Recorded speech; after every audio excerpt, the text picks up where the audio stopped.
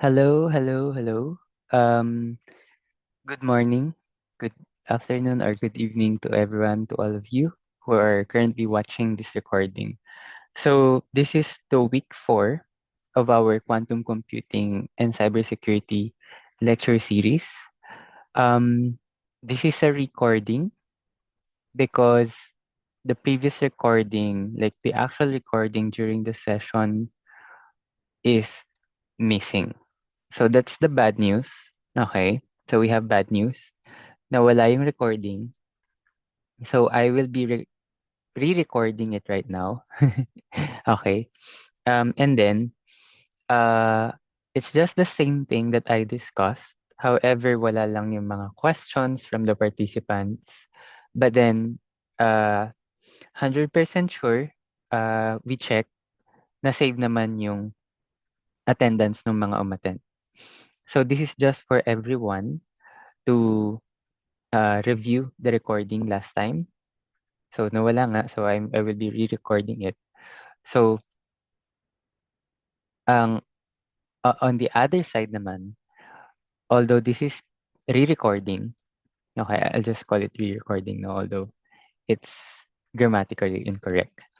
So the good news is I can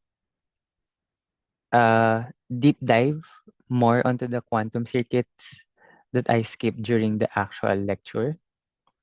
So it's better if you still watch this lecture even though um you wasn't able to attend, or you even though you attended uh last meeting. I mean the lecture during week 4.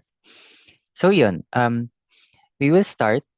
So we will still have the slides from the host just to give you a feel that this is actual recording. And then we had a Kahoot during that time. So we'll still going to play it because I think that's a review also for you guys. Okay? So yeah, bad news is it's just the re-recording. Okay. Oh, and the other bad news is Sir Burns won't be able to re-record his part. But then the good news is I can deep dive more into the important topics that I skipped last time. And for Sir Burns, meron na siyang previous recording for that lecture. So I will just refer it to you guys later. Okay? So yeah, let's start. Mm, Welcome to the Quantum Computing Cybersecurity Lecture Week 4. Okay, I will be your host today, tonight, or at whatever time you're going to watch this. Um, Yan, just going to skip this. There's no live session. So I hope you are having a nice week. No, you're excited to learn how are we going to apply these quantum circuits in everything. So yeah. Yeah, Kahoot. Let's start with the Kahoot. Um, Let me just open the Kahoot. Wait for me. Kahoot.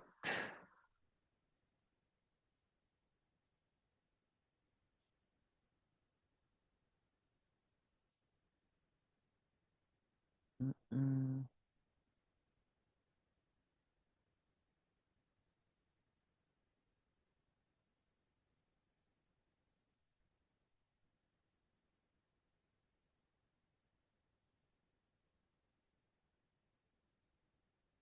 Okay. So I hope this is clear. Let me just double check my share screen. I will share my entire screen for you guys. And just to double check. Okay. So sorry. Medyo boring kasi wala kayong actual game for this one. But then during the session, this was an actual game. Okay. So what do you call the geometrical representation of qubit? The answer is a Bloch sphere. Okay. Okay. What do you call to the quantum phenomenon seen in the picture? So it's comparing the bits and qubit. So bit from classical, qubit from quantum computing. And as you can see, 0 and 1 here is in gradient.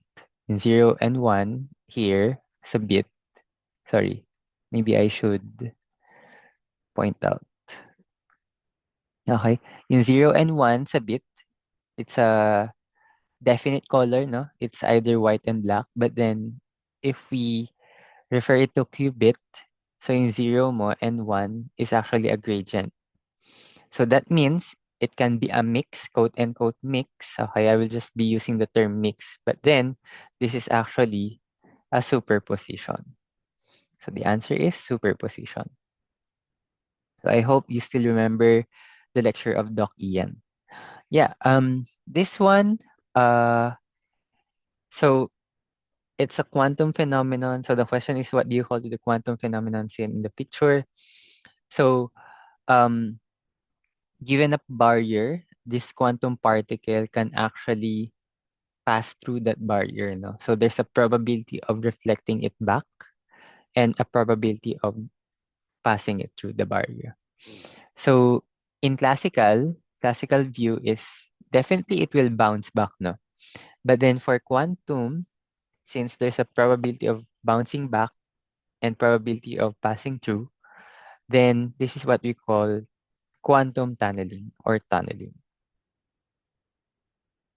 Okay, so this one is actually uh, a representation lang, no? But that's not how actually it works. So it just means sa parang itong line na to, if you examine, is it represents that it is connected.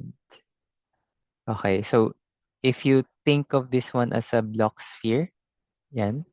So both of them are connected, and whatever the state of this one qubit will be correlated to the other qubit. So this means the two qubits are entangled. That's why the quantum phenomenon is entanglement. Ayan, I talked about this during our midweek group study last time. Uh, this is a wave, no? And if you look on this wave, so if you have mga crests and troughs, so yung pataas and pababa ng wave, kapag inad mo tong dalawa, okay, etong 1 and 2, so since pag ina-add mo yung wave, i-add mo lang yung amplitude nila, so since sabay sila, okay, sabay yung pataas and sabay yung pababa, it will just double the amplitude. So yan, tumaas lang siya. But then, if you have a wave in which magkasalungat, no, on a given point, so hindi magkatugma, okay? The proper term is magkaiba sila ng phase, yun yung proper term. No, pag pinag-add mo sila, take note na pag pinag-add mo kasi to, this is the baseline, so this is the 0. So anything below that line is negative, and anything above that line is positive. So pag pinag-add mo yung mga points na yan, so yung amplitude nila, ma-flatten out. Okay? Kasi positive plus negative number is actually a subtraction. So magpa-flatten out siya. That's why this is constructive interference, itong part na to. And this one is your destructive interference. So the phenomenon being represented is interference. Okay. X is a quantum gate. What will be the result if you applied X to ket 0? So this was discussed by Doc Ian last time then. So X is just a NOT gate. Okay, so ket 0 is equivalent to a 0 bit. So if you apply a NOT gate to a 0 bit, it will be 1. So quantum naman, if you apply X gate to ket 0, that will be ket 1. Okay, so Bloch sphere is an actual physical thing. So baka naisip nyo na, is this what we actually see in a quantum computer? Well, no. Okay, it's just a theoretical representation for us to better understand rotations. Okay, so X gate can be considered both a classical and quantum gate. Yes. So as I mentioned earlier, Xgate can also be considered. Sorry about that sound. Let me mute. Yan. Ay, hindi naman ako naka-share ng sound pala. So anyways, as mentioned last time, Xgate is equivalent to a NOT gate. Okay. So there's a classical equivalent of it. Okay. Yep. Well, going back, let me present my screen. Huh? Oops. Sorry.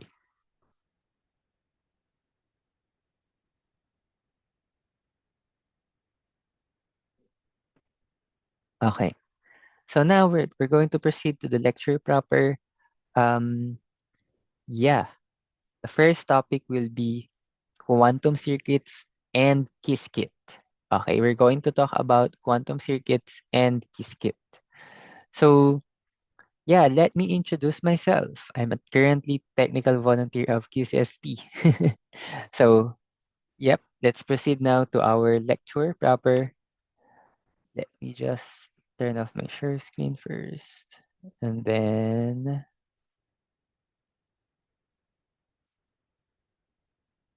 yeah,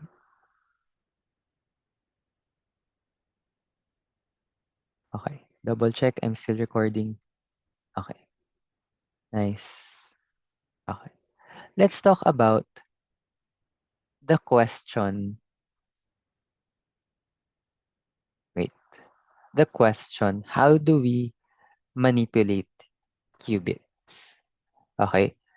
So, sorry, na-spoil. So, during our first, second, third lectures, so on the second day of our lecture, so Doc Del Carmen discussed the mathematics behind quantum computing. On the third week, na-introduce na sa inyo yung concept of superposition, entanglement, block sphere, using the math that we learned during the discussion on the second week of this lecture series.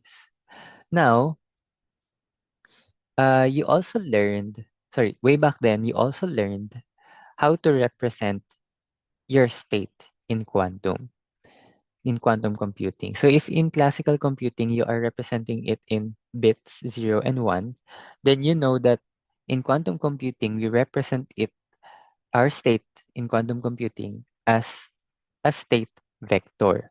So yun yung mga block sphere.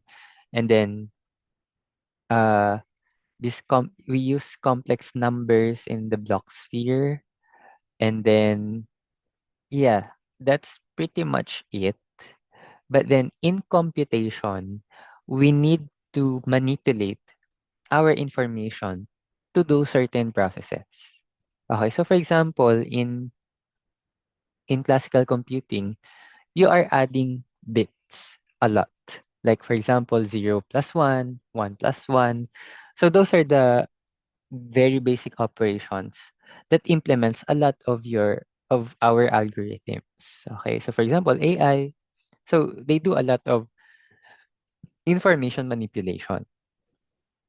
Okay, now the question is, if you know how to represent your quantum states, okay, in a mathematical form or in a geometrical form. So kung mathematical form, that's the vector, the state vector. So yan yung, just to give a little review, no?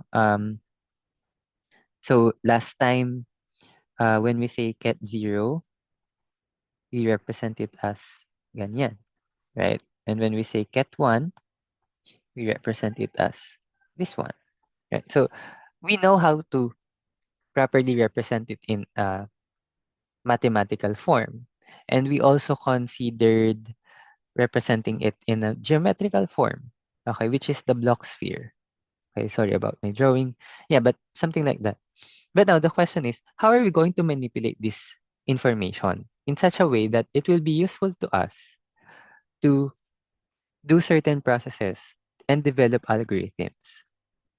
So in development of algorithms will be discussed on the next lecture. I mean, on the next week of lecture. So not today, but next week. Okay? So yeah. Um ayun.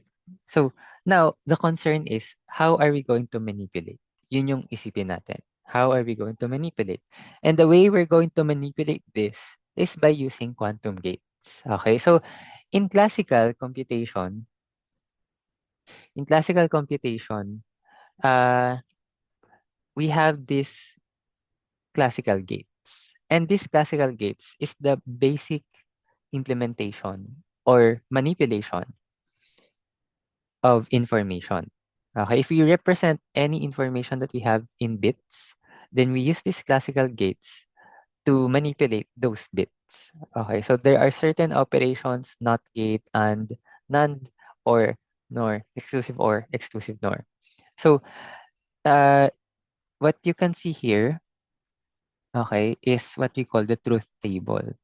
Okay, if you're computer science or engineering, I think you're familiar with this. But for those who are not very technical in this topic, let me just introduce this one. So kapag not gate, this is your input, no?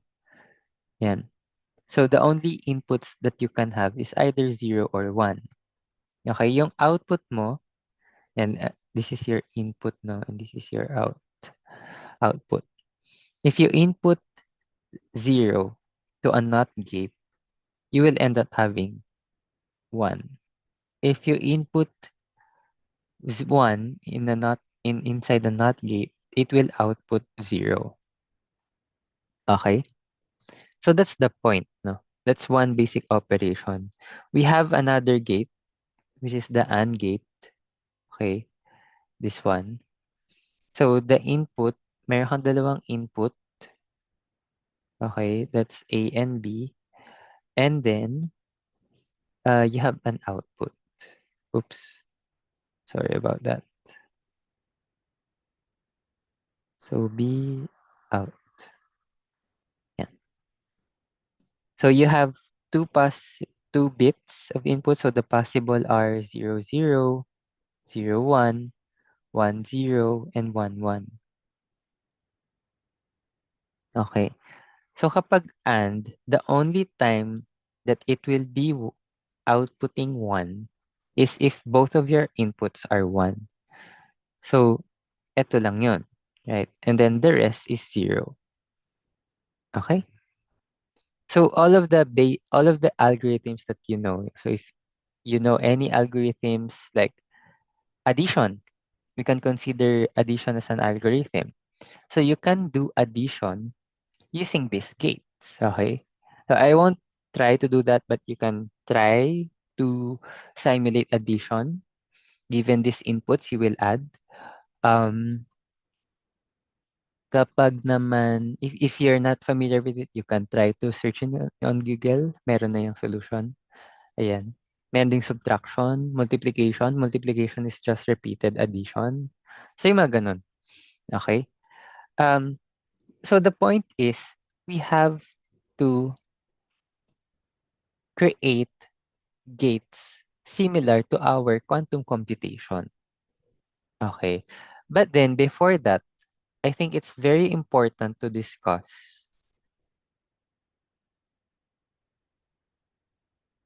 It's very important to discuss reversibility. Okay? So, when we say reversibility, ito yung property of a certain gate or a classical gate in which just by looking at the output, you can determine the input. No?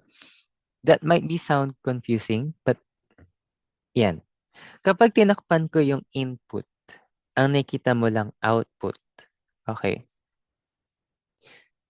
Will you know the input based on the output? Okay, given a gate, no? So, let's say you know that the gate is, the gate is not. So if you have an output one, no, you're just observing the user. other user, no? It's a third-party user using a NOT gate. Okay, so you're just observing, and the thing that you're observing is just the output. Will you know the input based on the output? Well, yes, no. Kasi you know that the rule of NOT is kapag 0 siya, it will be 1. Kapag 1 siya, it will be 0. So it's a direct mapping, no? So if that's the case, it's a reversible. Okay? And ganun din. Okay, kapag yung input, alam mo yung output given a gate. Yeah. So it's vice versa, no? So the point here is all classical gates, all reversible classical gates are considered quantum gates. Okay? So take note lang before we proceed that not all classical gates that we've talked before, this one, no, is reversible. So consider this one, no, the AND gate. The AND gate. If kinover ko to, okay, let's say the output, okay, observation. Observation. This is your observation. If the output is 1 from an AND gate, will you know the input? Well, you know that this is, okay, yung in. Okay, it's 1, 1. Kasi that's the only case that your AND gate will output 1 if it's 1, 1. However, what if it outputs it outputs 0?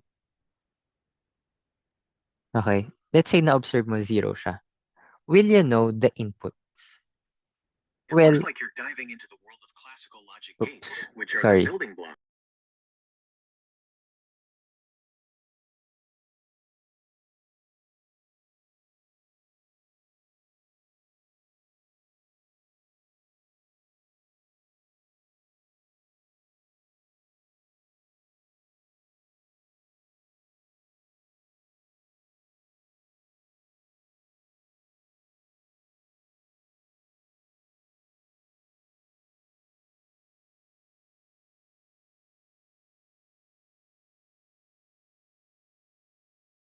Sorry about that.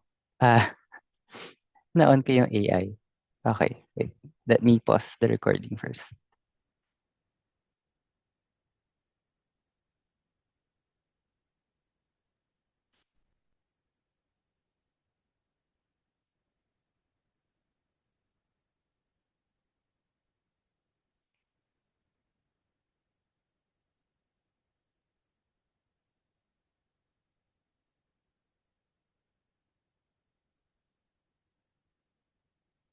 Ayan, okay. So, oops.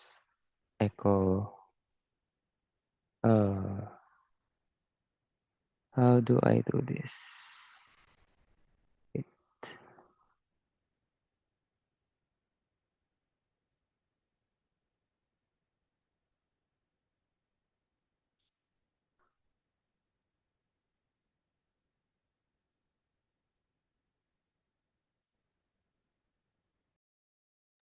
Ayan, okay.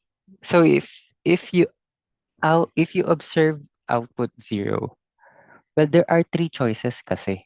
That's the point, no? You can either have 0, 0. Okay, you can either have 0, 0, 0, 1, or 1, 0. So there's no point of having, or there's no point of observing 0 because you won't be able to know what's your input. Okay, so that's one example of not reversible classical gate. Okay, NOT gate is reversible, but AND gate is not reversible. Okay, so if we convert this, okay, if we convert this into a quantum gate, so we that's the assumption, no? All reversible classical gate are quantum gates. So if we convert this to a quantum gate, uh, then the states that we will have is something like this. So this is your input and this is your output. Okay. And since equivalently bit 1 is equal to ket 1. Okay. And since your bit 0 is equivalently ket 0 in quantum. That's why this is the mapping. And this is your gate. This one. That's your gate. Okay? Again, the way we apply manipulation is by matrix vector multiplication. The vector is your quantum state or the state vector, and you're going to multiply a matrix, which is your quantum gate, which transforms it to what we desire. Okay, which is also a quantum state vector. Okay, so when I'm saying quantum state vector, it's just the ket1, ket0, the things that we've talked about last time. Okay, there's nothing fancy about it. It's just a jargon, ng quantum state vector, because it sounds cool. But then it's just the basic ket0, ket1.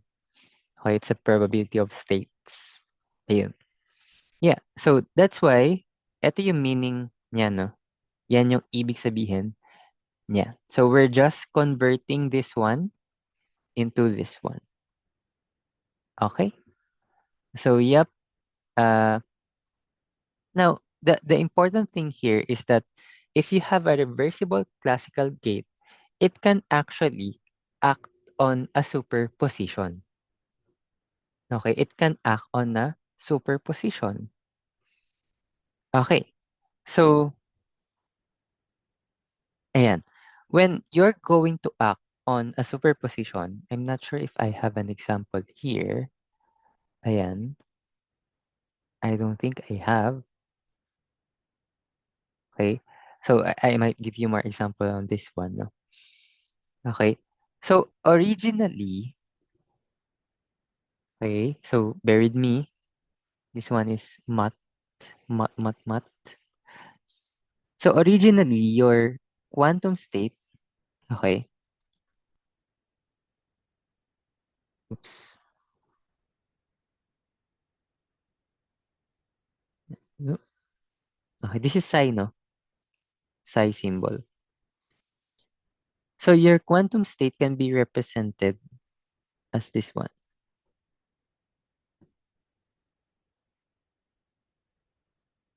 Okay. So this is your alpha. Okay, alpha. Those are just symbols. And then beta. So your alpha tells you the amplitude of ket 0.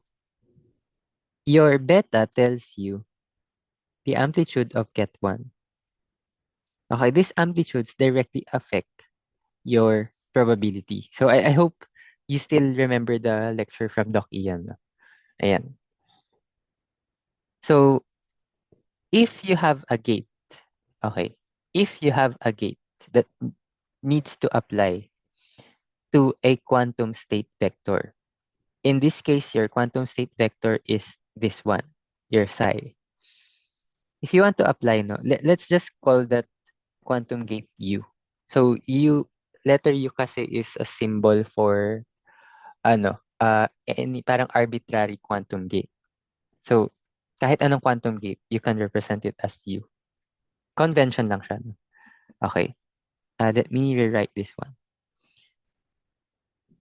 So you have an arbitrary quantum state. Yan. And if you want to apply certain gate, so you're just going to multiply it, okay, into that one.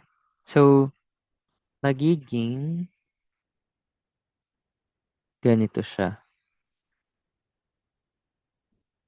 So, i-distribute mo yung letter U dito. So, parang linear algebra siya. Yan. Distribute siya. Hindi siya parang linear algebra. It's linear algebra. So, magiging, so alpha U get 0 plus beta U get 1. Okay. Ano lang nag-reverse lang yung order ng, I mean, you can also say na U alpha. Okay lang yan. But, I mean, in linear algebra, kapag yung scalar and matrix, minultiply mo, most of the time, nilalagay siya sa leftmost side. Yung scalar, most of the time, nilalagay siya sa leftmost side. Okay, that's why yung alpha and beta is nasa leftmost side. Kasi scalar values lang siya. Okay, your U is a matrix. Your ket 0 is and ket 1 are vectors. Okay, column vectors specifically. Ayan. So, yun siya. So, that's the way it's going to act on a superposition. Okay? Now, if i-apply natin, okay, yung eto, okay, you can apply it here. So, when you say U ket 0, U times ket 0, it will be equal to ket 1. So, this will be equal to ket 1 and U ket 1 will be equal to ket 0. So, this will be equal to ket 0. So, this will become alpha ket 1 plus beta ket 0. So, yun siya. That's how it will act on an arbitrary quantum state vector. Okay? So, etong ginawang example natin is actually the NOT gate. Okay? This is a NOT gate. Okay? This is a NOT gate. And in quantum part, we say that this is an X gate. Okay? So, yung U dito actually tells you X gate. Okay? And yung effect ng X gate is just reversing the coefficients. Okay, if you think about it, yung coefficient kasi ng ket 0 mo is 1. That's why siya lang plus 0 times ket 1. So if 0 times ket 1, okay, ket 0 plus 0 times ket 1. So makakancel mo to. So matitira lang yung 1 times ket 0. So pag ni-reverse mo siya, okay, ito magiging 0. Tapos ito magiging 1. So yung effect niya is ket 1. Okay, it transforms ket 0 to ket 1. Okay, yun siya. Ayun. So that's the first thing. And ayan, ito yung isang irreversible example. So ayan, again, it's reversible. Sorry. This one is not reversible. Ayan. If you have output of 0, 0, so it won't be reversible na kasi given the observation of output, since both inputs will output 0, you cannot determine the input. Okay. I hope it's not a tongue twister for you guys or it doesn't cause a confusion. Okay. Yan. So kapag ganyan, ayan, ito lang yung proof na hindi siya convertible to a quantum gate. Okay? So I won't deep dive into this one. This one just tells you that if trinay mong i-convert yung reversible classical gate into a quantum gate, it will become invalid kasi the output state will have a quantum state na hindi equal to 1 ang total probability. Okay, so take note if a quantum state is an amplitude of, is a, the coefficients tells you the probability of 0 and 1, then dapat kapag pinag-add mo yung probability ng 0 and 1, it will add up to 1.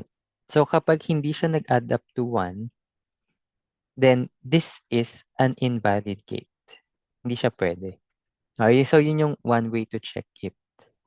Okay, so yung methods to do this is the thing that was discussed by Doc Ian last time.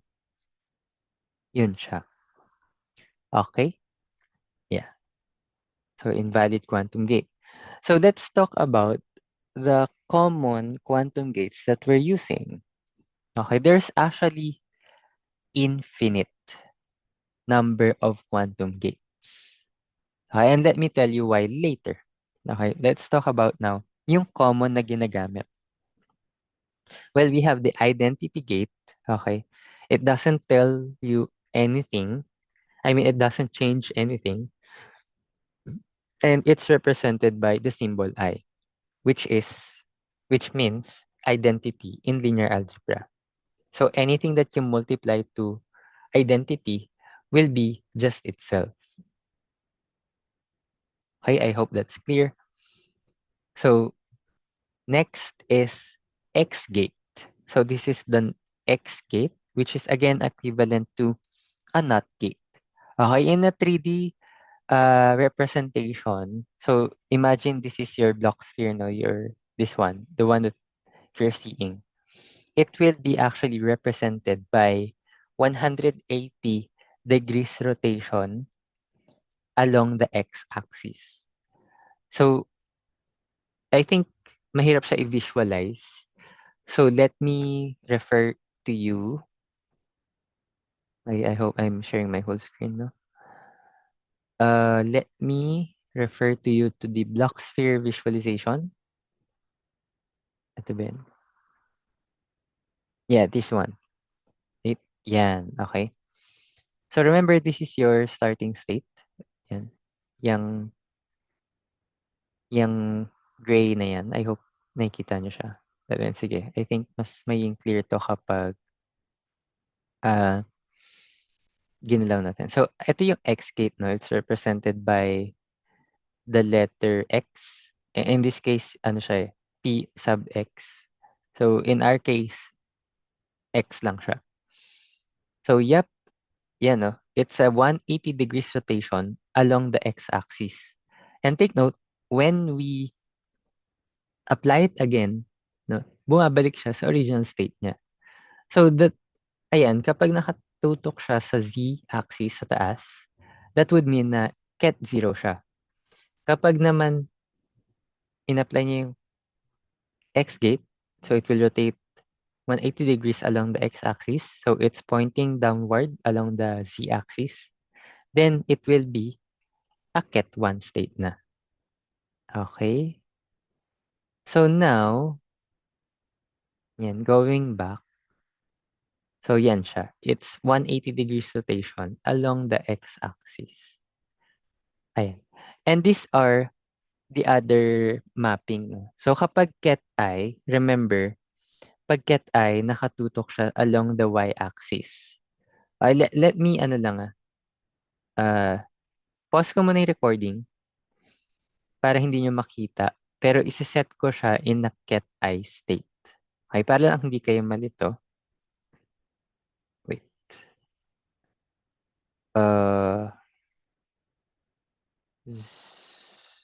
Ayan.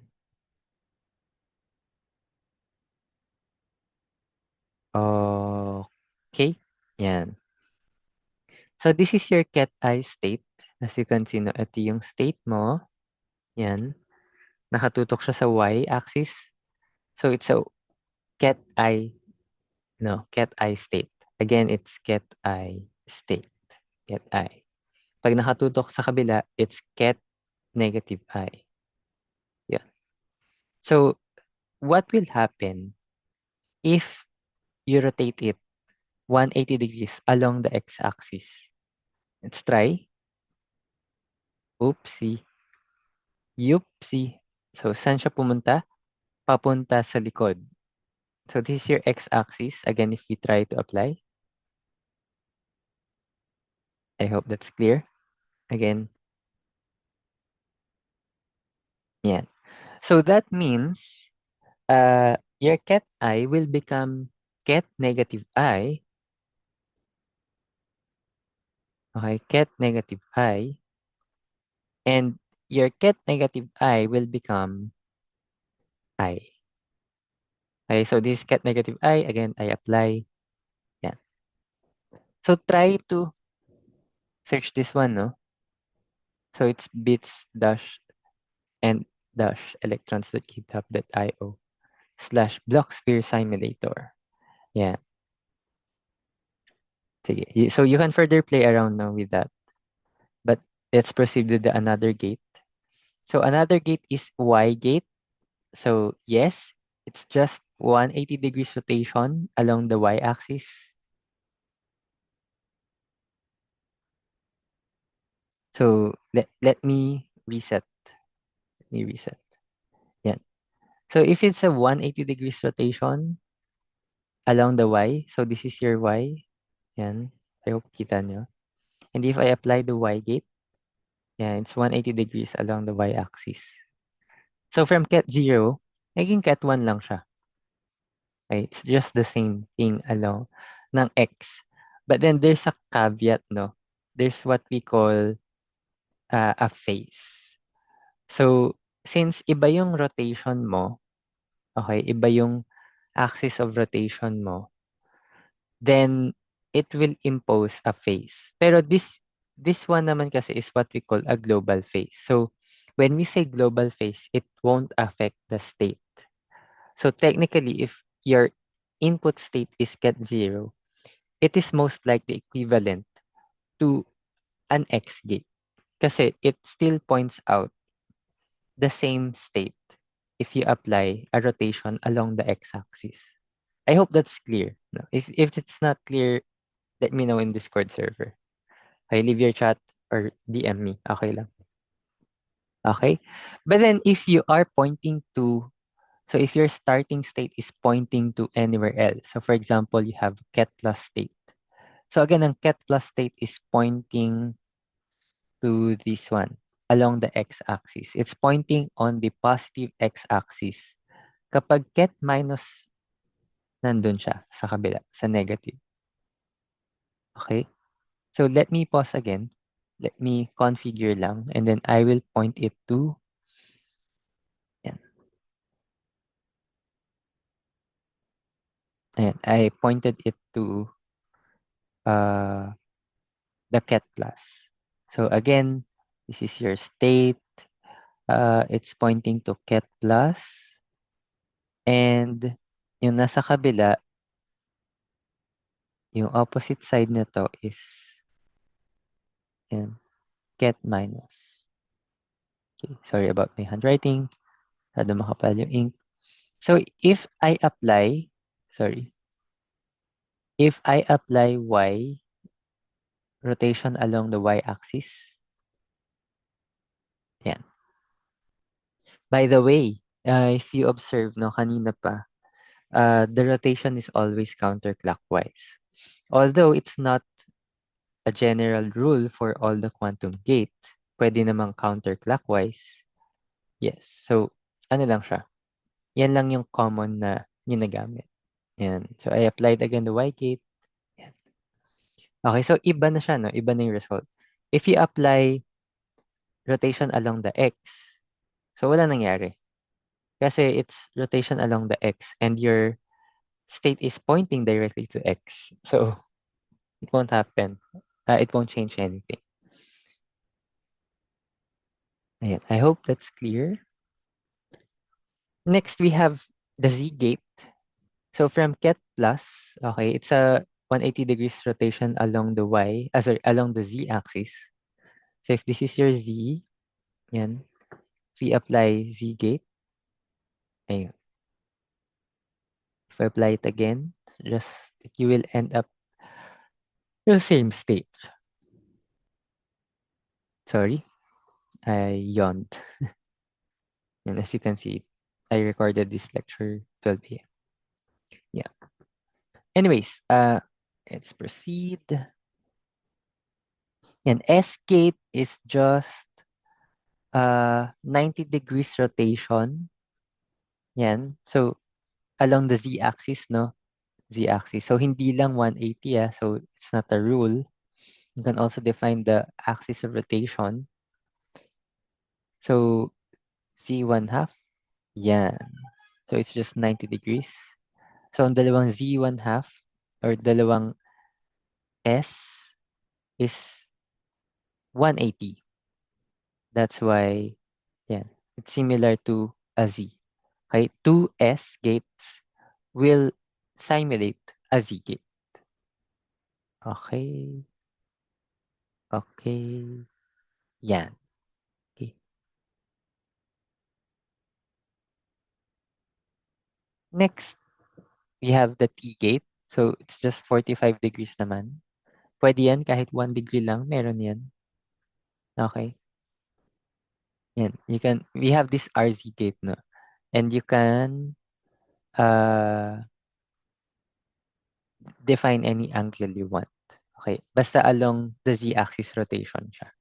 Well, you can have RX gate, RY gate. Yeah. But most commonly ang ginagamit, RZ gate. Okay, so that's why there's an infinite number of gates, no? Kasi it's actually a rotation of your vector within a sphere. And you have infinite amount of points in a sphere. That's why you will have infinite number of possible rotations.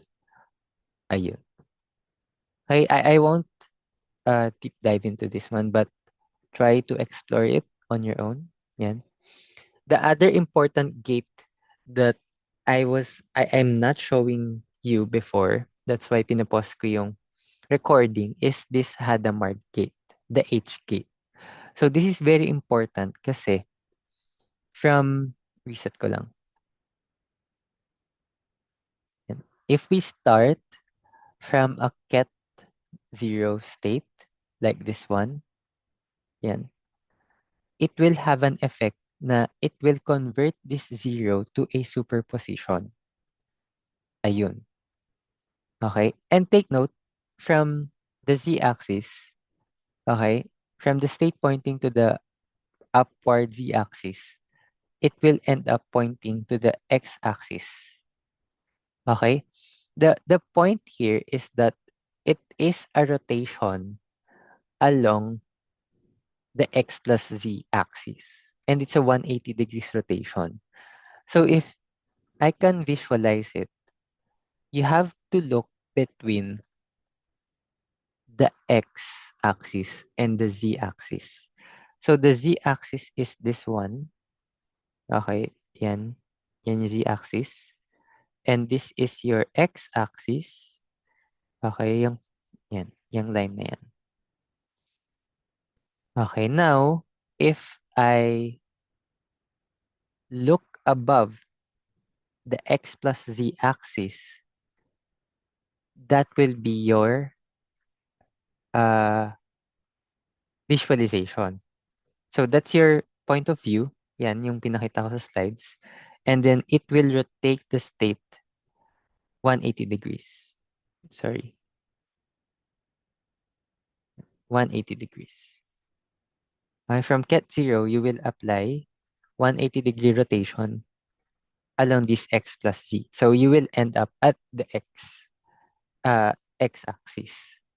So to further visualize this, yan. Ito again ito yung z. I hope nakikita nyo. And your x. If you tingin dito, yan. So nasa gitna ka ng x plus z. You don't care about the y. Okay. If you rotate or apply h, it will rotate 180 degrees. Okay. So, ayan. It went back to ket 0. If I apply h, yan, 180 degrees. Okay.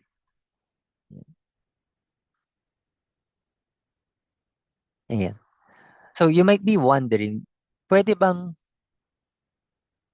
90 degrees rotation na lang along the y-axis? Yes, pwede. Okay, pwede. It will have the same output, no? Same output.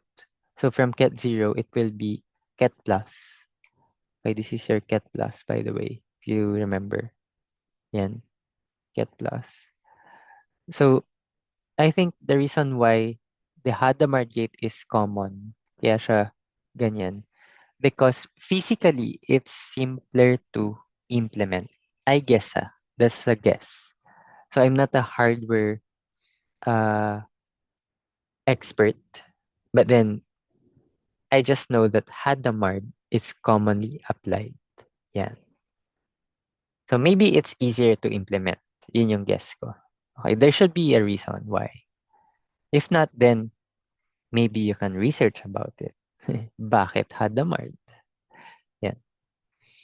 Okay. That's the common gates, no? Ayan.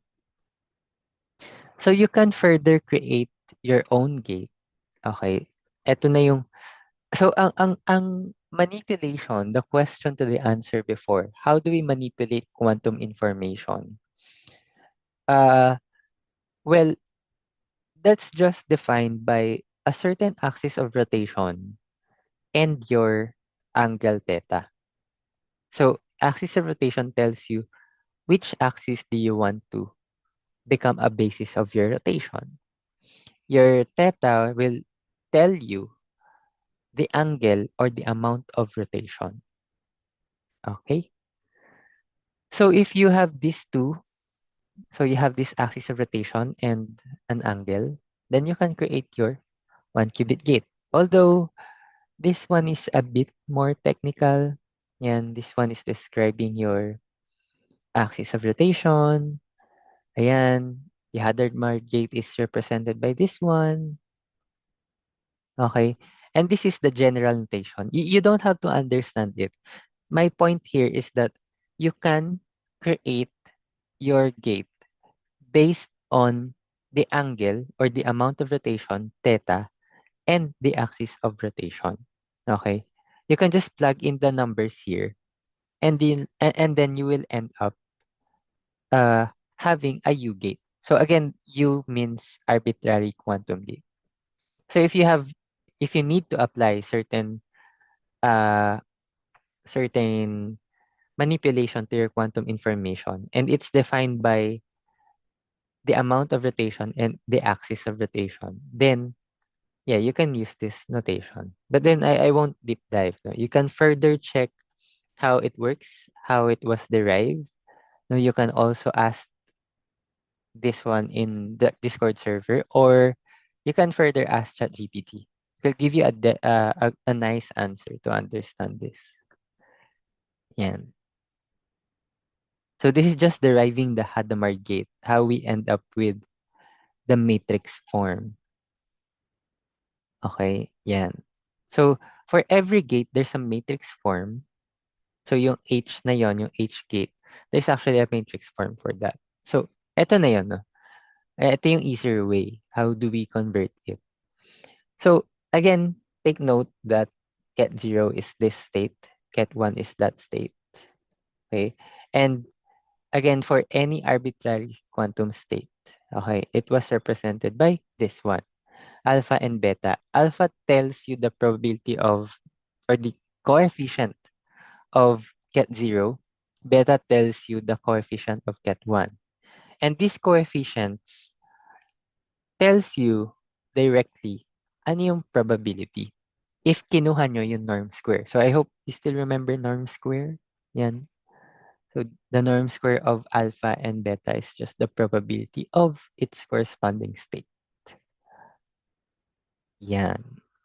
Okay?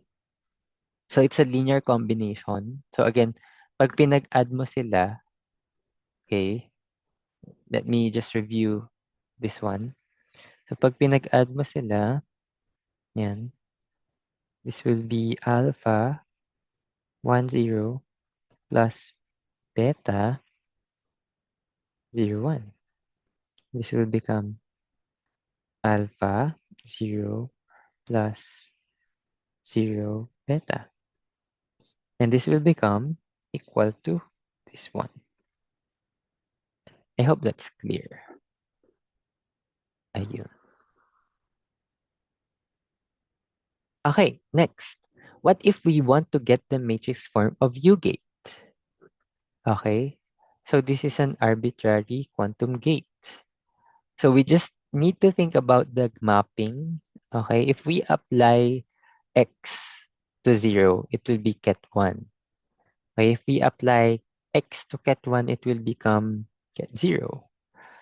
So if we convert it to a linear algebra form, that will be something like this. And you can further construct this. Okay, yung output niya, okay, ito yung trick dyan eh.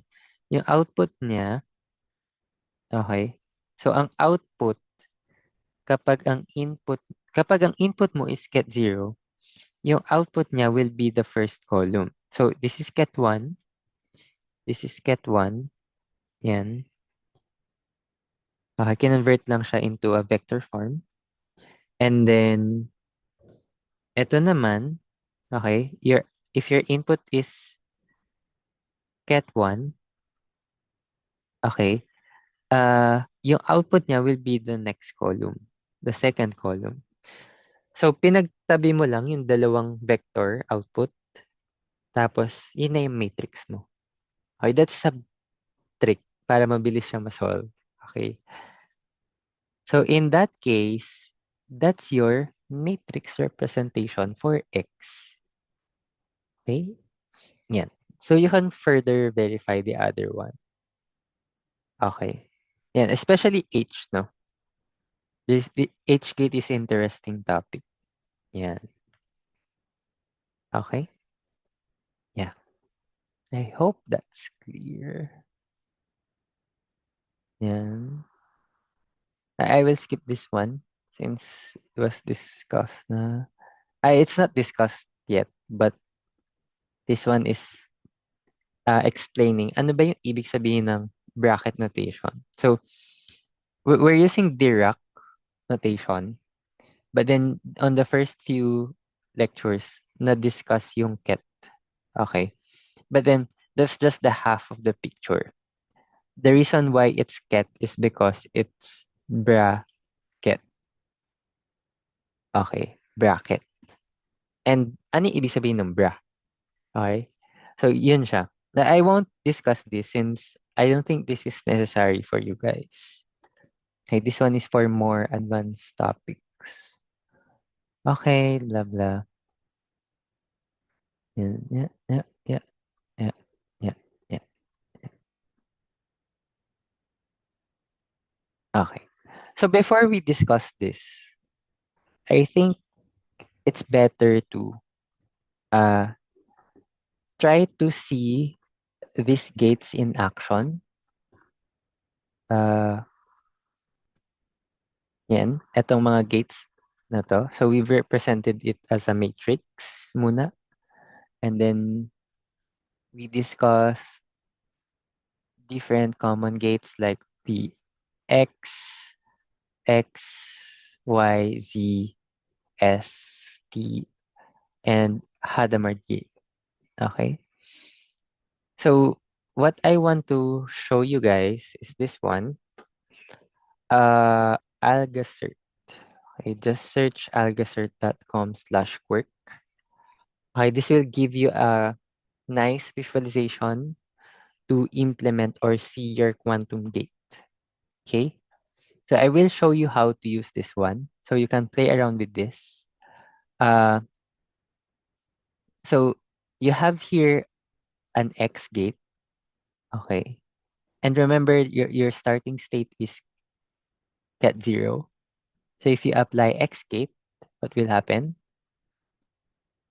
So again, if wala kang in-apply na gate, so si ket 0 will just be ket 0. And the output will be shown here. So the chance of being on if measured is 0%. So ket 0 means 0% okay, of being on. Kapag 1 siya, 100%. So kapag si ket 0, in-apply natin si x gate. By the way, some textbooks represent x gate as this one. So it doesn't matter, no, it's either x or this one. Um, so from ket 0, it will become ket 1, which is 100% of being on. Okay?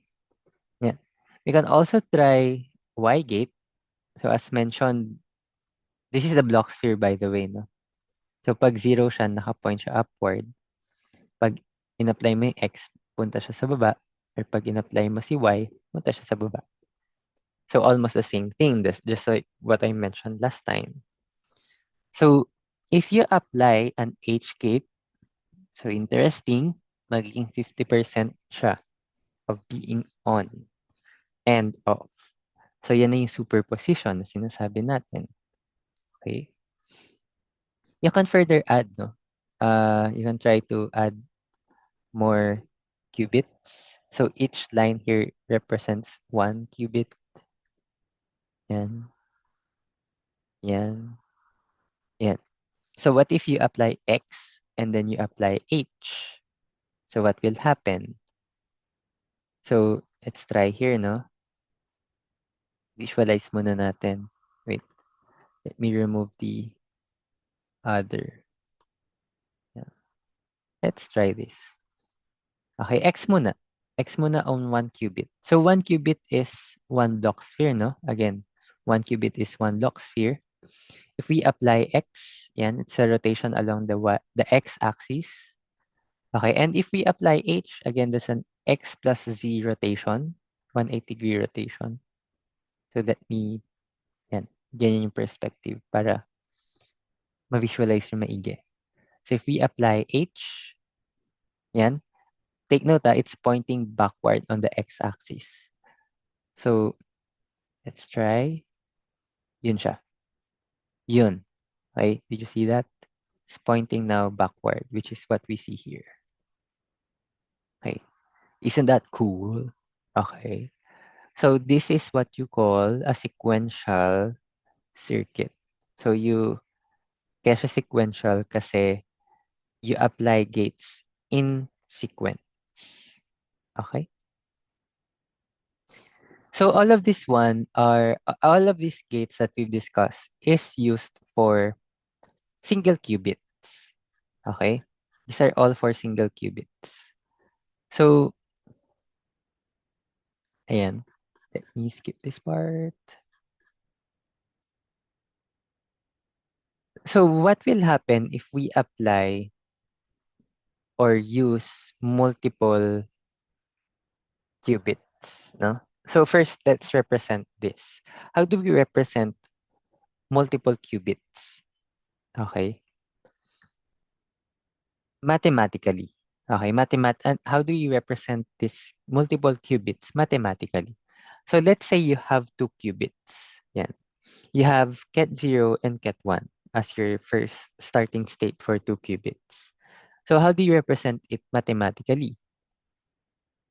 Well, you will use what we call a Kronecker product. Okay? Kronecker product is similar to multiplication. Okay, multiplication of column vectors. So, denoted by this symbol, para siyang XOR if you're familiar with XOR. Pero hindi, no? It's just a circle with an X inside. Okay? And what it tells you, madali lang to. Don't be scared. It's just a notation. Gagawin mo, multiply mo to to the second vector. So each element, okay, wait, let me clear that. Each element in the first vector, you're going to multiply to each element to the second vector. So C1, multiply mo sa first element ni second vector, which is 0, and multiply mo siya sa second element ng second vector. So, eto siya. Okay? And that's scalar vector multiplication. So, ideally, that's easy to multiply, which is 0, 1. Right? 1 times multiplying 1 to anything is just this anything. So yeah, ganyan siya. Now, second element of your first vector, multiply to each element in the second vector. So ito na siya. Okay, and everything you multiply to 0 will be just 0. That's why ito yung output niya. Okay, magiging 0 to. Yan. So pag dudugsongin nyo lang, that will be your state representation for 2 qubits. Okay? Given na ang state mo 0, 1 na. 0, 1. So kapag 0, 0, okay, ket 0, tensor product ket 0, this will be 1, 0, 0, 0. Okay, kapag naman, yan, 0 and 1, so ito siya. Kapag 1, ket 1, Kronecker product 2, ket 0, this will be 0, 0, 1, 0. Okay? And then kapag both 1, 1, my Kronecker product of ket 1 is 0, 0, 0, 1. Okay, I hope that's clear. Okay, so what it tells you actually is, ayan, okay, the elements, okay, this element tells you the coefficient for this state, this element tells you the coefficient for this state, this one for this state, this one for this state. Okay? So that's a probability pa rin. Okay. Naging 4 elements lang siya kasi there are 4 possible states that it will represent. Ayan. I hope that's clear. Sorry, ang hirap ng walang kausap. I don't like recording my session. But yet, it's okay. Yan. So you can write it this one, like this. Or you can further simplify this. Yan. But minsan tinatanggal na siya. Okay. And if yung ket magkatabi, okay, it's ket 0, no? And ket 1. So, dalawang ket magkatabi. Automatically, it's Kronecker product. Okay, that's why you can write it like this. And furthermore, you can also write in such a way na pagdudugsongin mo sila. Yeah. Okay, so para na siyang bit string. It's just that nilagyan mo lang ng ganito. Okay, ket notation. Yeah. Okay, now, how are we going to apply multiple quantum gates? Well, it's easy to visualize, right? It's easy to visualize. Sabi, in this scenario, what if, okay, given that we have the qubits in state ket 0, 0, okay, so yan na, ket 0, 0, and denoted by, yeah, it's just notation. What if we want to apply, so this is your, okay, this is your Q0, okay, and this is your Q1, okay? So, the rightmost number, okay, or bit, is your qubit, first qubit, or qubit 0, and the next to the left will be your qubit 1, or the second qubit, okay? What if we want to apply daw on this left qubit, I'll apply H, and on the right qubit, we will apply H. Okay, again, this is your Q0, this is your Q1. Well, let's try to visualize this. Madali lang siya. Okay, by the way, this is your qubit 0, and this is your qubit 1. If you're computer science or working in a tech field and you're studying yan, representing information in bits, you might be familiar with endianness. I'm using little endian. Okay. And that means the topmost is the rightmost. Okay. Yung topmost dito sa circuit, which is this one, is the first qubit. And the bottommost will be your left qubit. Okay, if you're not familiar with endianness, well, don't think about it. Just follow the discussion. Okay, so again, the scenario I gave here is that apply H to the second qubit. Okay, so eto siya. And then, apply X to the first qubit. Yan, dali lang. As expected, if you apply X to ket 0, you'll be ket 1. If you apply H to the second qubit, it will be 50%, right? So, yeah, ganyan lang siya. But then mathematically, how will we represent it? So, yun yung question. So, going back, again, i-Kronecker product mo muna, no? Kronecker product. This is a Kronecker product. Yan. And then, iko-Kronecker product mo rin yung gates that you will apply simultaneously. So, this is just a mapping, no? So, if you put the gate here, it will apply to the rightmost. If you put the gate here, it will apply to the left qubit. So, kapag nasa right, sa right siya mapunta. Kapag nandito, sa left siya mapunta. Okay. That's how it works. Okay. And if you do the math, no, you can also do a Kronecker product for matrices. And you will actually get the same result.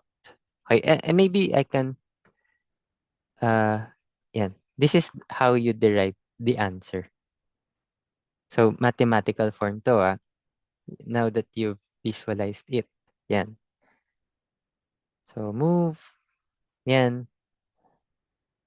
So, you're going to apply H to the first qubit, qubit 1 and X to qubit 0. And yan. Given that you have a starting state of 0, 0, again, apply it to X, apply to the right qubit, H apply to the left qubit. So remember, H ket 0 is equal to 1 over square root of 2 ket 0 plus ket 1.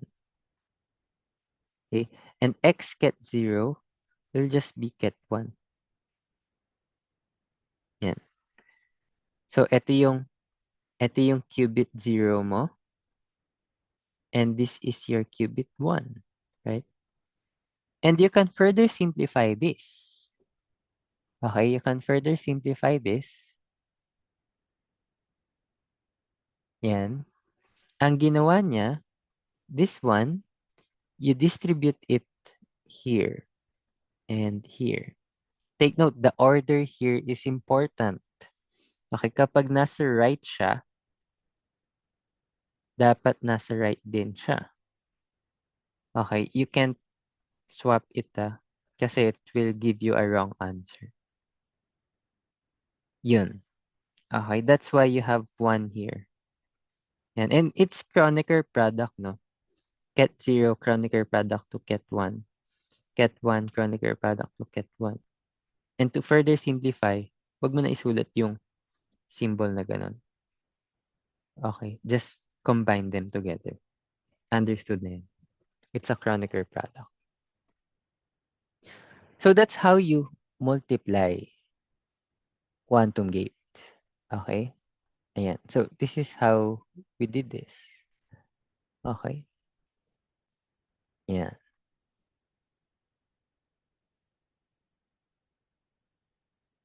Yan. So how about what if we apply, okay?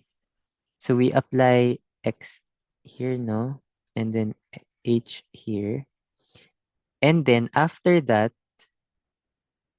i-apply naman natin ito dito. Okay, and ito dito. So sequential siya.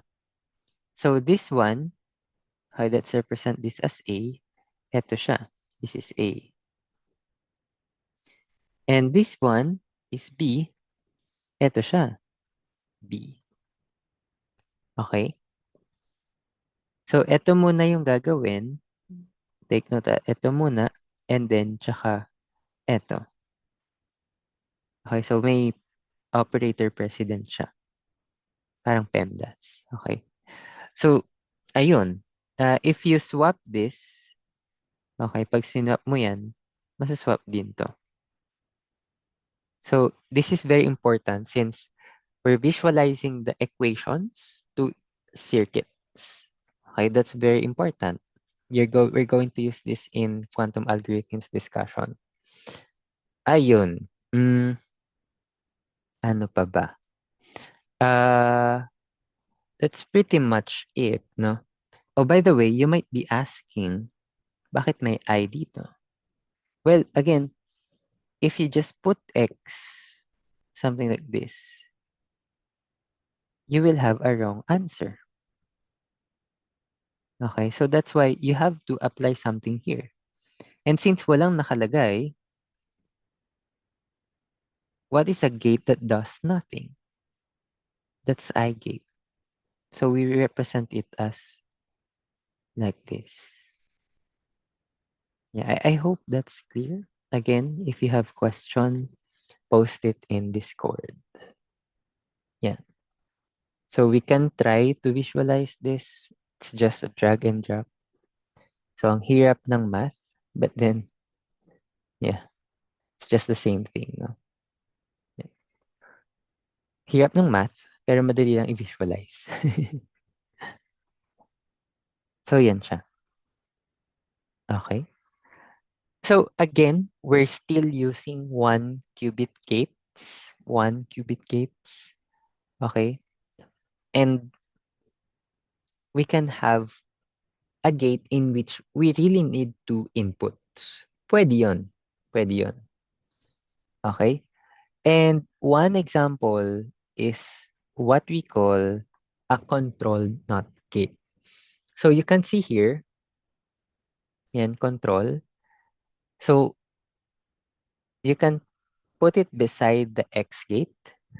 So kapag pinut mo siya beside the X gate, it would mean that if this state is 1, it will toggle the X gate here. Okay? So again, try kong gawing 1, okay, by applying an X gate. So if naging on siya, of course, it passes through here. And then since 1 to, it will toggle.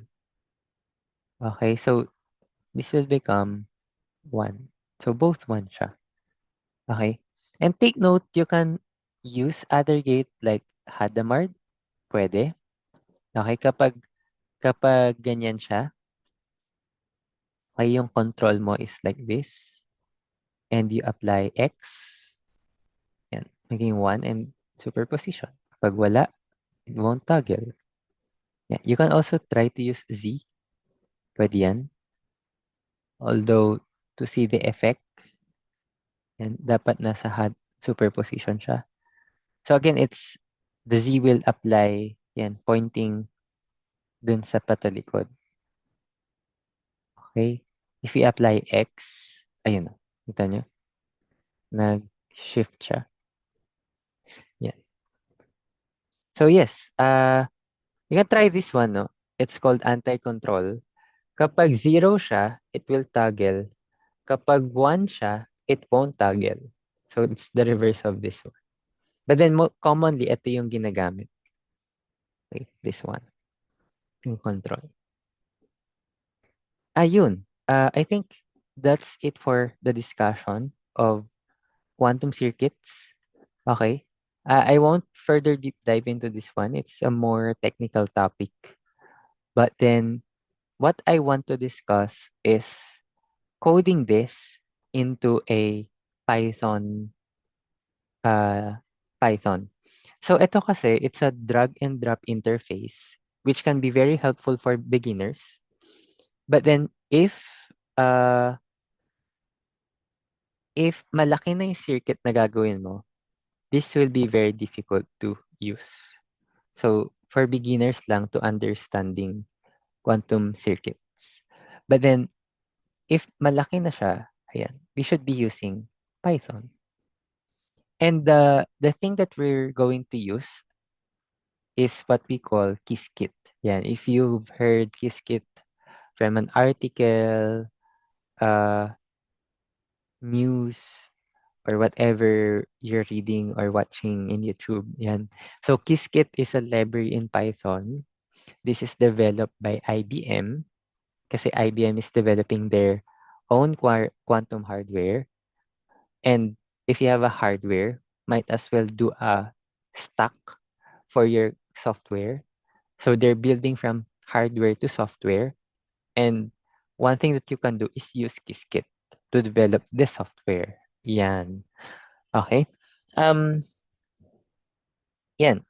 Quantum programming. This is actually made by Sir Dylan, no? Yan. So I just revised the notebook into a more simpler and digestible information.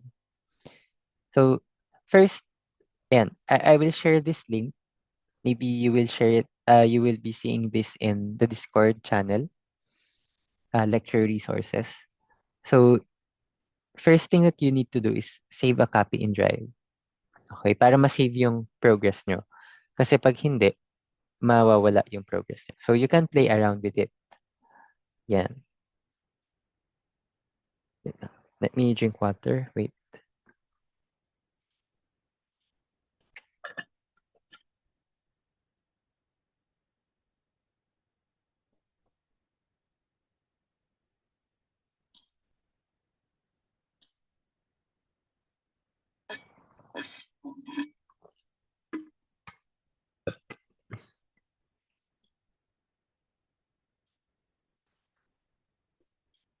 Mm. Okay, so you can try to run this. Okay, just try to run. And pag nag-run na siya, try to understand what's happening. So I will walk through you with this one. So yes, try to run this by clicking this one. So na-discuss to ni Jabez last time then after Doc Ian using Google Colab. And if you try to click, just wait, no? Just wait, be patient. It will download the library so that we can construct our quantum circuits. Yeah, just wait, just wait.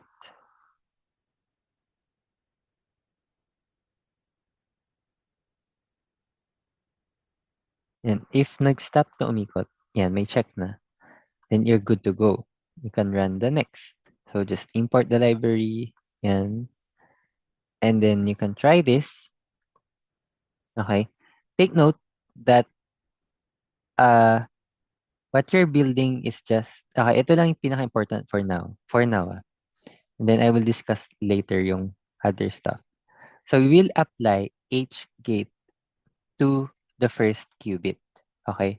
And if you run this, okay, since superposition yung first qubit, then that would mean a 50% 1 observing 1 and 50% observing 0.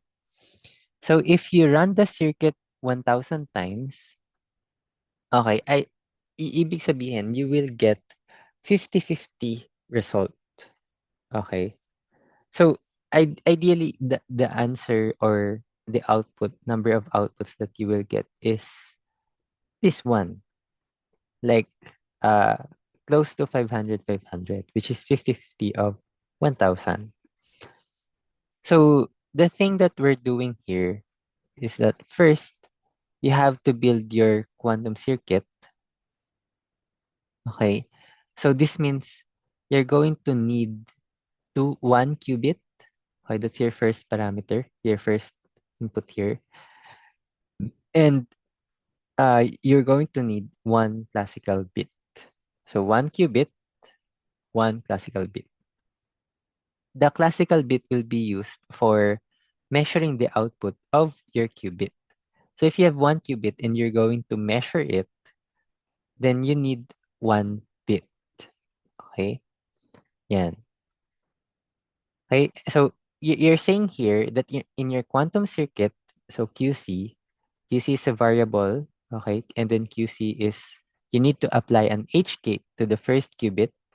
By the way, we're using zero indexing. So when we say zero, it's the first qubit. Okay. So apply H gate to the first qubit and then measure it.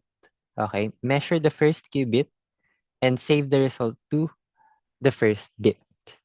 Okay. You're saving the result from qubit to bit. Yan. So this one, the next thing, okay, you just need to run the circuit multiple times. So this block of code here, actually, let me rearrange. Yan. So this block of code here from line 7, okay, line 7 to line 13, it's just running your circuit 1,000 times. Okay, you can further change this, pwedeng, yan, 10,000. So you're going to see 5,000, 5,000 dapat closely. Okay. So again, if you run this multiple times, you will get a different answer. And that's because the computation is probabilistic. Yeah. Of course, if probabilistic siya, you won't get the same result if you run this again. Okay? Yeah, I hope that's clear. Okay. So now, ayan, this one is just a review, no? Ket 0 is represented by this vector. Ket 1 is represented by this vector. Okay, and the Kronecker product, which is 0 and 1, the Kronecker product of 0 and 1 will be 0, 1, which is represented by this state. Yan.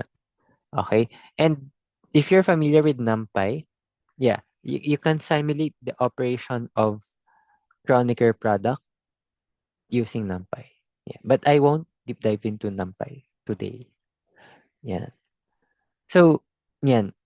The first thing that you need to use is the quantum circuit class, and this will give you an object of QC. Okay. Now, if you use Q quantum circuit, you have to input how many qubits you're going to use. Okay, that's the very important input that you will put here. So if you have the QC now as a variable, well, you can further visualize it as QC dot draw. Okay, and then just put MPL inside the draw function. Okay, yan. If we try to apply yan, QC dot H 0 yan, and then run, you're going to see yan, the Hadamard gate is applied to first qubit. You can also try to apply it to the second qubit. Right, yan. And then maybe on the third qubit, you want to apply X. Oops, sorry. Wala siya. Yan. So that's the way how you visualize it. You can further increase the number of qubits that you will have. Yan, kunwari 5 na. Yan. Pero take note of your indexing, no? If you have 5 qubits, well, you cannot apply uh, uh, an X gate to the 7th qubit, no? Or 6th if you're using zero indexing. So if you run this, it will give you an error. Kasi, and the number of qubits that you have is just 5. So until 4 lang, right? Kung 5. Sorry. Dapat 6 lang kung 5 siya. Okay? At until 6 yung input mo dito. Ayun.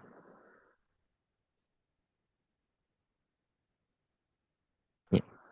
So I hope that's clear. Sorry. Kung number of qubits mo is 5, well, then dapat hanggang 4 lang. Okay? Hanggang 4 lang yung pwede. Yeah.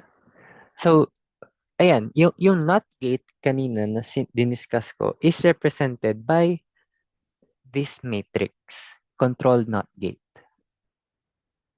Yan. So you can use this .cx. So you can try to examine this truth table, no?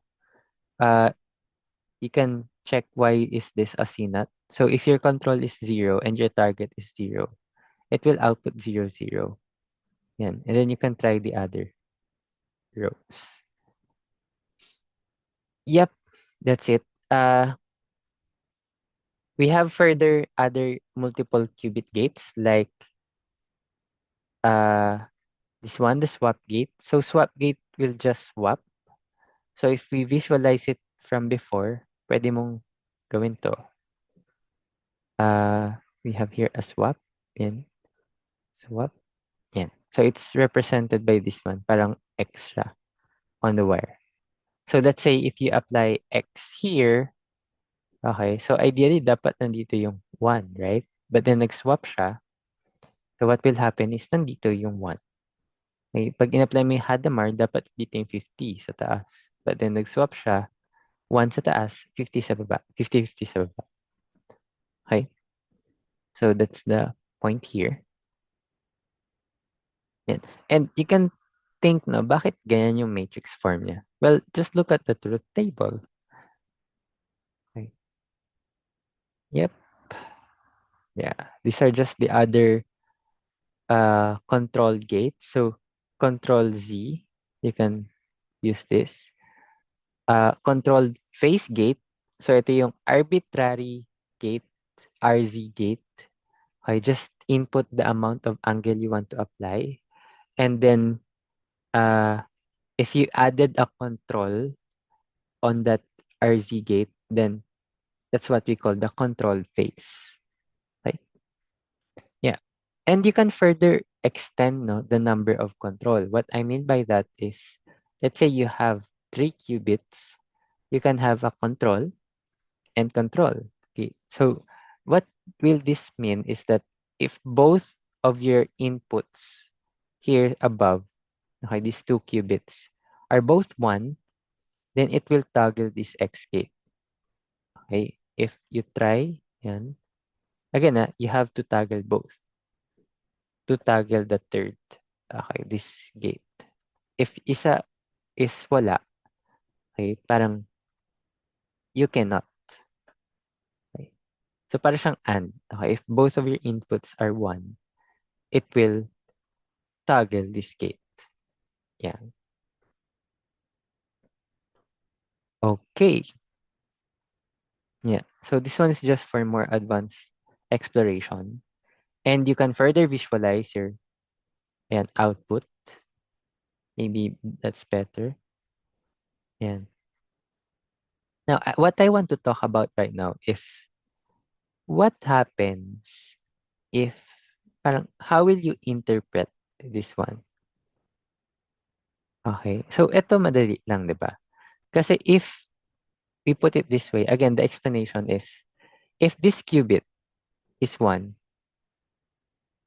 and it passes through to this control, it will toggle the next or this X gate, right?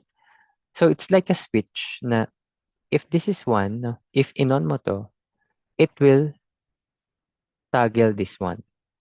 Okay, that's the point. So it's intuitive, right? But what if we apply Hadamard? Yan. So this would be very interesting. So if tama diba? Hadamard is 50-50%, 50% 1, 50% 0. If it passes through on this control, how will it know if it's 0 or 1? It's 50% nga, it's a probabilistic. So that would mean that 50% you're going to toggle this, 50% you're not going to toggle this. So in that case, you've created an entangled qubits. Okay? This circuit is how you create an entanglement. Okay? Your your measurement on this one will affect the measurement of the other qubit. Okay, let me rephrase that. If you get the result from this qubit, you will automatically know the result on the other qubit. Yeah. So that's what we call an entangled qubit. Okay? Maybe I can brief you with more math, no? just to be accurate on this point. So, uh, I won't use na lang yung visualization. I mean, my slides, but then I will be using the visualization. So at this point, let me write, oopsie, yan. At this point, this is get 0, okay? The state. So that's your input, get 0. At this point, if it passes through to the H gate, this will become 1 over square root of 2, get 0 plus get 1. Okay? And it will pass through, right? Sorry. Yan. Up until to the end. Now, the question is, how are you going to get this one? Okay, question. Well, since 50% you're going to off, 50% you're going to on, right? So the state will actually be, oops, sorry.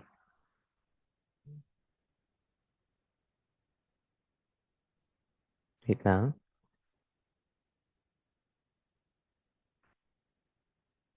Okay. So at this point, this is 1 over square root of 2 over 2. Okay. Get 0 plus get 1. This point, this is get 0. Oops. Yeah. Get 0. So if you apply C naught gate or CX gate, okay, so pagtatabihin mo muna kasi, this is how you do it. So we end up at this, then get 0. Then you're going to apply CX, okay, CX gate. So simplify mo muna by distributing this, distribute. So, yan, let me write this. Yan. So this will become get 0 plus get 1, get 0. Yan. And you have to apply, remember, you have to apply this, distribute. Wait, let me write this. Yan. So you will apply. This will become, so take note, this is the control, no? Control and the target. Control and the target. So if your control is 0, then it won't do to the target. If your control is 1, then it will reverse the target. It will flip. So this will become get 0, 0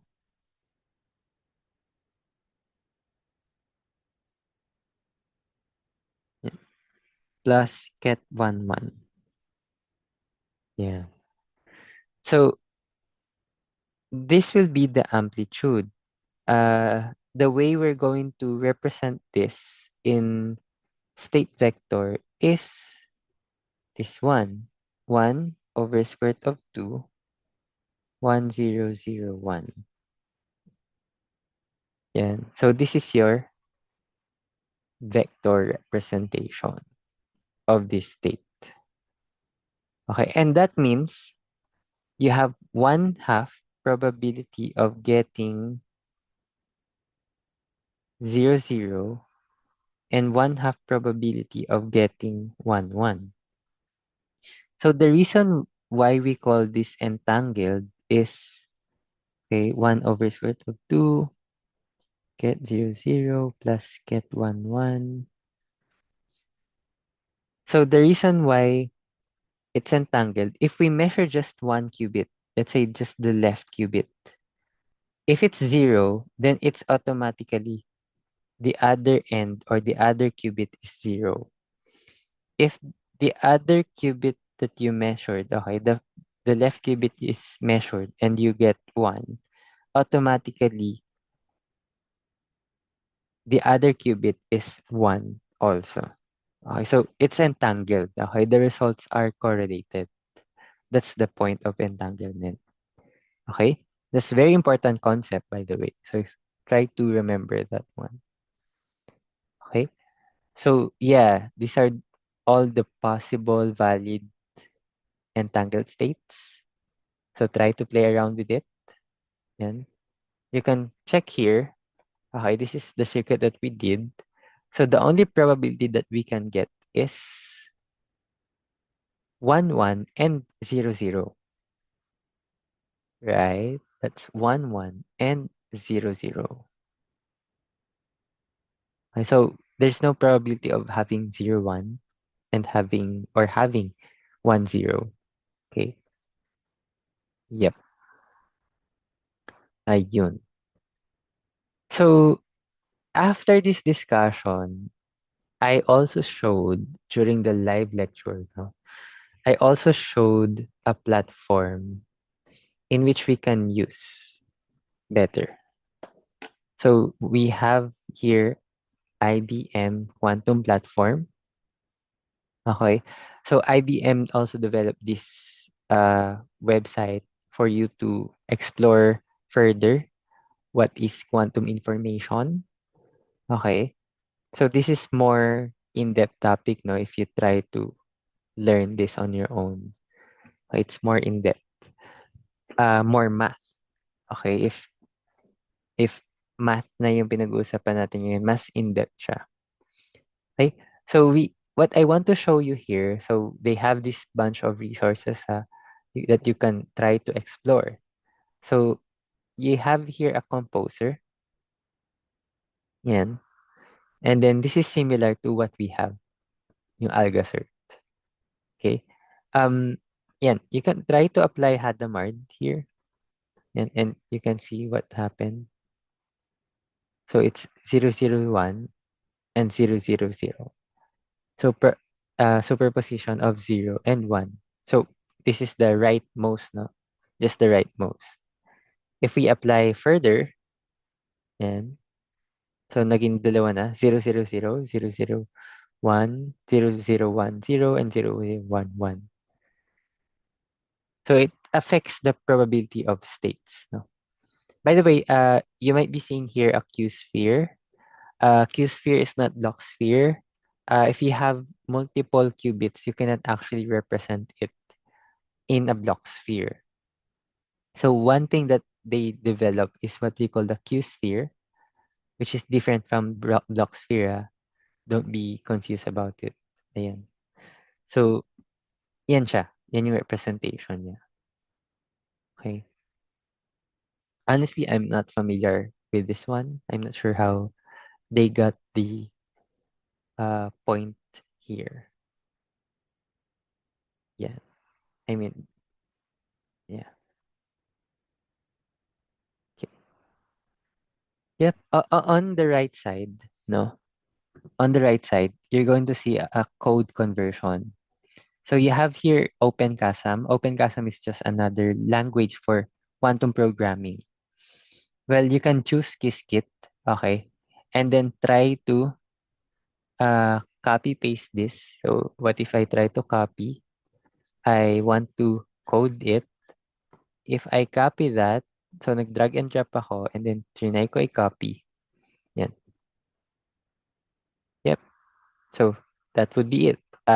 You can further visualize circuit.draw MPL. Yan. So yun siya. Very easy to use. Yeah. So if you're not familiar with coding, you can try to use this one. And then, yeah, Qiskit. Tapos, copy paste this, try to run. Okay. So, yun siya. That is IBM Quantum Platform. So you can either use this one, okay, or just pen and hand. Okay. You can try to run this on an actual quantum computer, but you have to create an account. Let me just show you, no? You have to sign in. Yeah. I'll sign in using my personal account. Right. Just wait. Although medyo tricky yung platform nila since it's new and updated. Yan. So we'll try to yan. Tanggalin ko to. Yan. And then let's try to create the yan, I'm sorry.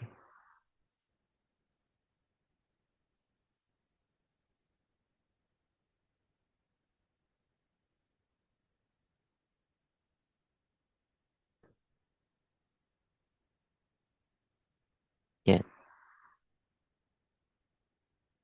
Okay. Uh and then by the way, this is what we call a measurement. Okay. That means we're going to measure if it's 0 or 1. Yan. And if I try to set up and run, and you can choose one IBM quantum computer here. So I'll just use IBM Kingston. You can try to view the details. Yan, the amount of error that it can give you, the topology of the quantum computer, the qubits. It's the order of qubits, the placement. Yan. Select, run. Okay, view job details. Yan. So this is the transpile. No? So you won't actually get the exact circuit that you've composed, but then this is the equal circuit. This is what we call transpilation. So not all gates are present. It will transpile to a gate in which the computer uses. Ayun. Yeah, it's pending progress siya. Yan. So let's try to wait, refresh. Yan, so ayan na yung result. As you can see, yan na. So nagkaroon ng small instances na merong 0 and 1. And that's because may error yung computation. Sometimes 0 flips to 1, 1 flips to 0. So again, quantum computers are noisy. So there are very noisy quantum devices or quantum computers. That means marami siyang errors. Yun lang yun. But you can see that the amount of, the frequency is 495, which means almost 50-50, no? Very small amount lang tong 0, 1 and 1, 0. Yeah. Yep. Uh, yep, that's it for my lecture. I hope I didn't miss anything. Now, for the second part, so we had a break. I make question and answer. So again, if you have questions, you can just ask in the Discord. So we had the break, and then Sir Burns discussed PinQ tutorial. So this discussion was actually similar to a previous seminar, which is this one, which is gladly it was uploaded by Sir Burns. This is just 1 month ago. Okay, a separate seminar. I will just send the link in the Discord so you can further check. So SpinQ is just a quantum computer. We have a SpinQ quantum computer. It's a 2-qubit quantum computer that we bought. Okay, Philippines has this computer. Okay, ayun. So you can try to check this one if you're interested to. Oh, sorry, ads. Yeah, I will just send it. I will just send it. Yep, I think that's it. Thank you guys for listening. Uh, I hope I discuss the topic very thorough. Yan. So, yeah, for the announcement, sorry, these are just um the these are just the um certificate of recognition. Yeah, my bad. Okay. So stay tuned for our learning management system. It will be announced this week. For our Xqubit, it has grouping sheets. So if you don't have any members and looking for one, try to use these sheets and we'll try to organize a member or a group for you. Okay? Yep. And stay tuned for further announcement. Yeah. I think that's it.